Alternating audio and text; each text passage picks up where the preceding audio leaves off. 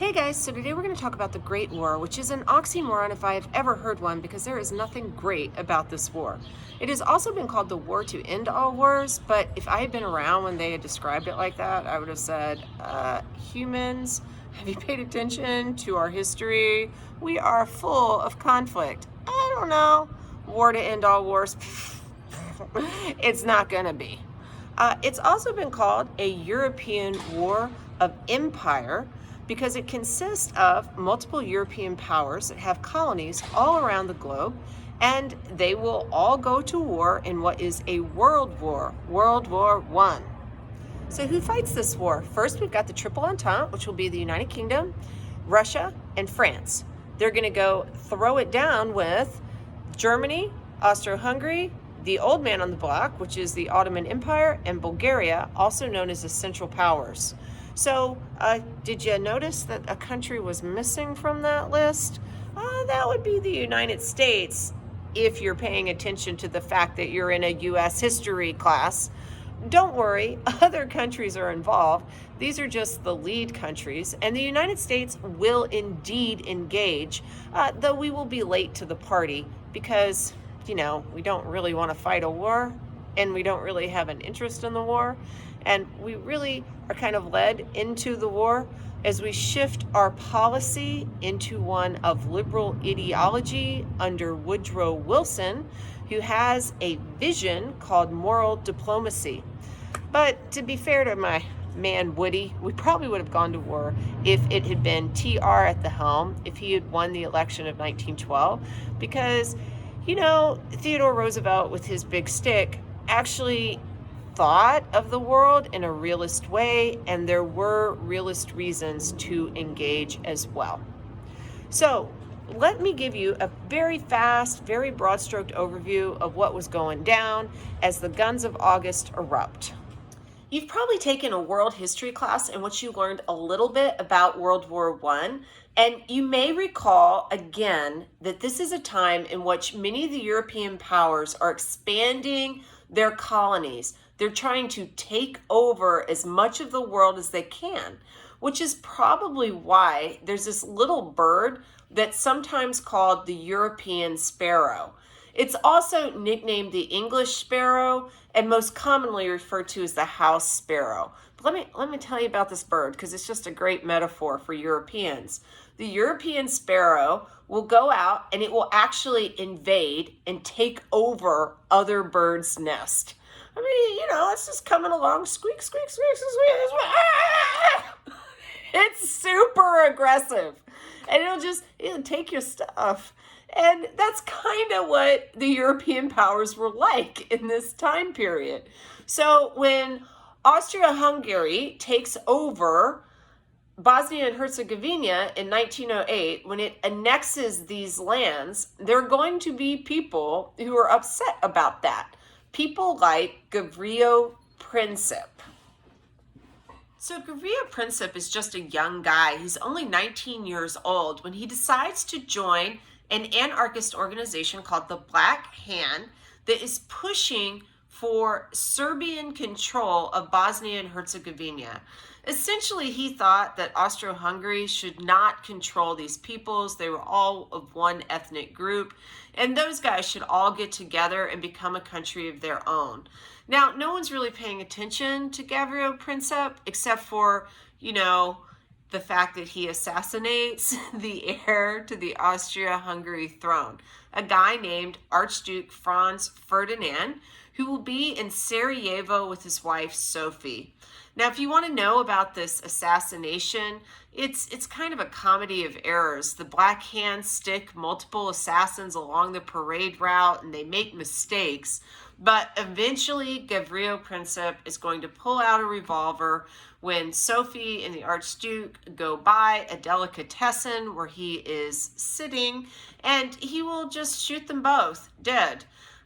If you want to know a love story, by the way, you should look up the Archduke Franz Ferdinand and Sophie, because the Archduke was actually super concerned about his wife. He really loved her.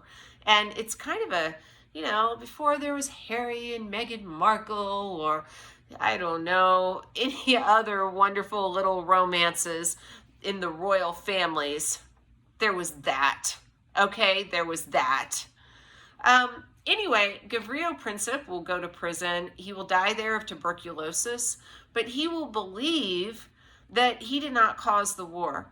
And in some ways, he's probably right. He thought that World War I was inevitable just because of how the globe was all put together. He didn't think it would stand. It was like a great big tower of Jenga. And to be fair to him, he's just the catalyst, the spark that starts the war, not really the cause. Like most historians agree with him. Using the Archduke's assassination as an excuse, Austria-Hungary sets up these weird, absurd conditions for Serbia that can never be met.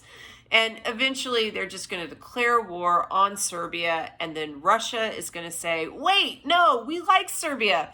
You can't do that. And they're going to declare war back to defend Serbia. And that means that Germany, seeing Russia mobilizing, is going to declare war on Russia because they're in the middle of all these people and they're scared they're going to get crushed. And plus they got kind of a guy who's sort of a little bit of a Prussian who wants to kind of walk off to war because he had a complex when he was a young man and he wants to prove himself. His name is Kaiser Wilhelm.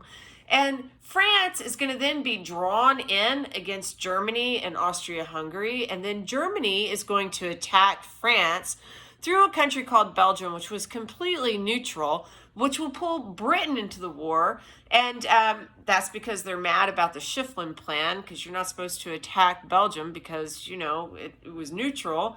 And then Japan is going to enter the war purely to take territory because they were a rising imperial power and it was a good opportunity. You don't need to remember how all those dominoes fell. Who can keep up with it? World War I is pretty confusing. There's a main reason, though. MAIN, which is an acronym, stands for militarism, alliances, imperialism, and nationalism, all kind of combining into one big toxic stew. Keeping the main belligerents straight in your mind, you've got the Central Powers and the Triple Entente. If you're wondering why it's called the Triple Entente, Entente means agreement in French. And France is one of those three main empires.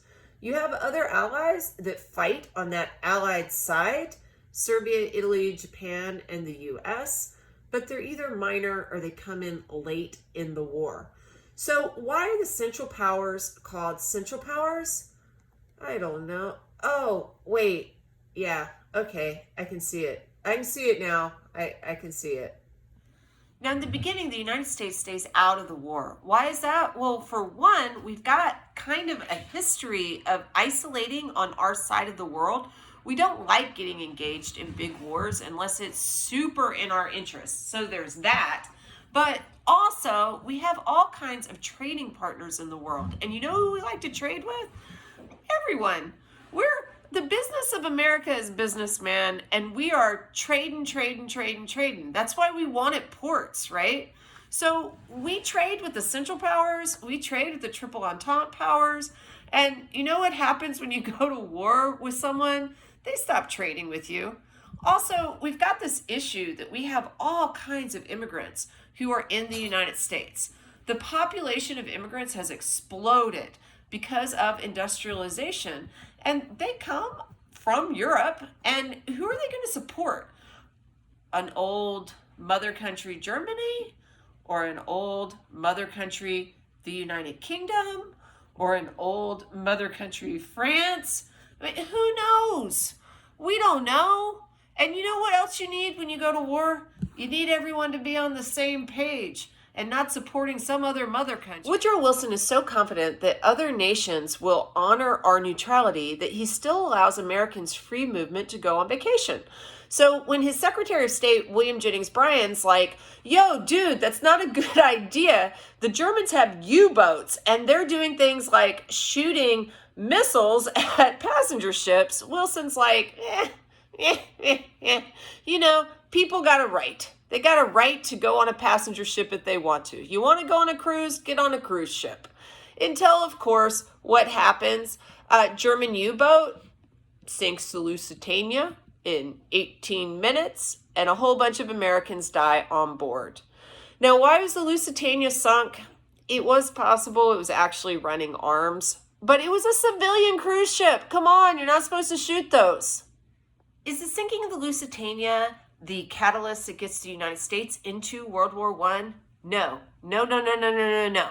It does create a diplomatic crisis in which Woodrow Wilson will go to Wilhelm II in Germany and say, look, man, if you keep blowing up ships and the Americans get really upset because, you know, there are a bunch of dead Americans now, I will have to not maybe shoot you in the face, but I will shoot you in the wallet where it will probably hurt you more because I will stop trading with you. And Wilhelm II's like, hey, man, I hear you, Woody, but this, hey, this is what I'm going to do. I will stop using unrestricted U-boat warfare if you get the Triple Entente to stop barricading or blockading our ports so that the U.S. trade ships can actually get through. And now, hey guys, do you think that the Triple Entente is going to listen to us when we say, move out of the way so we can sell guns to the people who are trying to shoot you? Regardless, Woodrow Wilson doesn't have to totally worry about Kaiser Wilhelm because what he has to do in 1916 is get himself back into the White House. So we're going to have an election, and I'm going to talk about that and our engagement with World War I in just a minute in part 2. The dog needed to go for a walk, so we had a short intermission. But now we're getting back to the work.